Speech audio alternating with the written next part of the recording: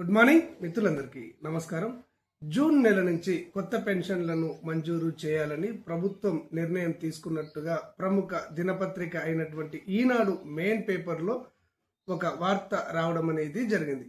అందులో ప్రస్తావించిన విషయాలను మీకు ఈ వీడియో ద్వారా తెలియజేస్తాను. వితంతువులకు పెన్షన్ భరోసా అని చెప్పేసి హెడ్లైన్ ఇవ్వడం అనేది జరిగింది. జూన్ నుంచి కొత్త వారికి పెన్షన్లు 1,53,000 మంది అర్హులు అని చెప్పేసి ప్రభుత్వం అంచనా వేస్తుంది. కూటమి ప్రభుత్వం మూడో వసంతంలోకి అడుగుడే వేళ మంజూరు అని చెప్పేసి సబ్ హెడ్లైన్ ఇవ్వడం అనేది జరిగింది. కొత్త పెన్షన్ల మంజూరీపై కూటమి ప్రభుత్వం కీలక నిర్ణయం తీసుకుంది. ముందుగా అర్హులకు వితంతు పెన్షన్లను ఇవ్వాలని నిర్ణయించడం అనేది జరిగింది. కూటమి అధికారంలోకి వచ్చి జూన్ 12 నాటికి 2 ఏళ్లు పూర్తయి మూడో సంవత్సరం వస్తుంది.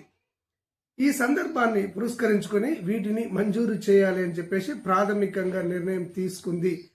వితంతు పెన్షన్ విభాగంలో రాష్ట్ర వ్యాప్తంగా 1,53,000 మంది అర్హులు ఉంటారని సెర్ప్ ఉన్నతాధికారులు అంచనా వేయడం అనేది జరిగింది. వీరందరికీ పెన్షన్లు ఇవ్వాలని నిర్ణయించారు.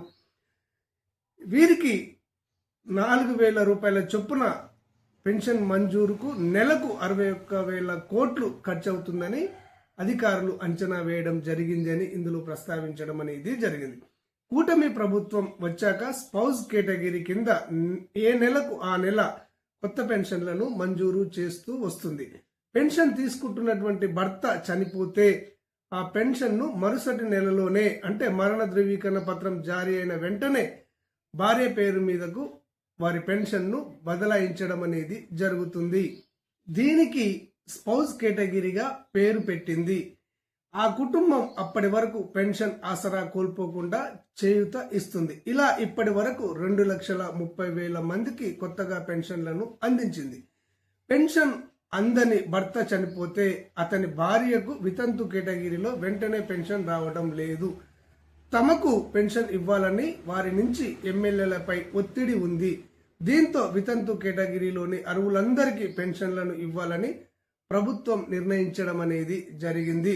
అర్హులైనటువంటి దివ్యాంగులకు కొత్త పెన్షన్లను అందించాలని ప్రభుత్వం నిర్ణయం తీసుకున్నట్టుగా కూడా మనకు తెలుస్తుంది అని ఇందులో ప్రస్తావించారు. ఇప్పటికే 1,00,000 మంది దరఖాస్తు చేసుకున్నారు. ఇందులో అనర్హులను ఎలా నిరోధించాలా అని అధికారులు కసరత్తు చేస్తున్నారు. ప్రస్తుతం దివ్యాంగ విభాగంలో పెన్షన్ తీసుకుంటున్నటువంటి 6.5 లక్షల మందిలోనూ 1,00,000కు పైగా అనర్హులు ఉన్నట్టు వైద్యాధికారుల తనిఖీలో తేలింది అని చెప్పేసి ఈ వార్తలో ప్రస్తావించడం అనేది జరిగింది. ఈ ఎన్టీఆర్ భరోసా పెన్షన్లకు సంబంధించి ప్రభుత్వం నుంచి కానివ్వండి లేదా ఇతర వర్గాల నుంచి కానివ్వండి ఎలాంటి లేటెస్ట్ సమాచారం వచ్చినా కానీ ఆ సమాచారాన్ని ఉన్నట్టుగా అంతర్నేత్ర ఛానల్ ద్వారా మీకు తెలియజేయడం అనేది జరుగుతుంది. ఈ సమాచారం మీకు వెంటనే తెలియాలి అంటే తప్పకుండా అంతర్నేత్ర ఛానల్ను సబ్స్క్రైబ్ చేసుకోండి. ధన్యవాదాలు.